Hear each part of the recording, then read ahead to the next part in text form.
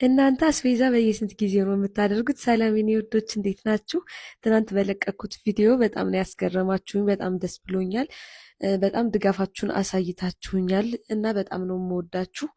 የእናንተ ሰፖርት ለእኛ ትልቅ ቦታ አለው እና በጣም ነው የምወዳችሁ። ፍቅራችሁን ገልጻችሁልኛል። እኔም በጣም ነው የምወዳችሁ እና ሁሌም እና ዛሬ አስቤዛ ቀን ነበረ። ወጥቼ አስቤዛ አደረግኩኝ እና ፍሩት ሳላጥ ማስቀመጥ አልወድም።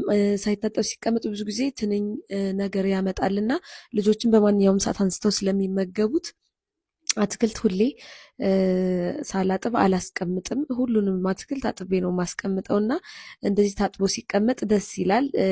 ደረታችንን ነፍተን ለልጆች እንችላለን እና እንደዚህ ፍሩቶቼ ከደረቁልኝ በኋላ ደረደርኳቸው። ከዛ ደግሞ ቲማቲም፣ ሽንኩርት ወደ መደርደር ነው የገባሁት። ቲማቲምም እንደዚሁ ካሮት፣ ቃሪያ ሳላጥብ አላስቀምጥም። አጥቤ ሳስቀምጣቸው ነው ደስ የሚለኝ። አጣጥቤ እነሱን ወደ ፍሪጅ አስገባሁኝ። ከዛ እንቁላል ባለፈው በለቀቁት ቪዲዮ እንቁላል አይታጠብም ያላችሁኝ ሰዎች በጣም ነው የገረማችሁኝ። እኔ ሳላጥብ አላስቀምጥም።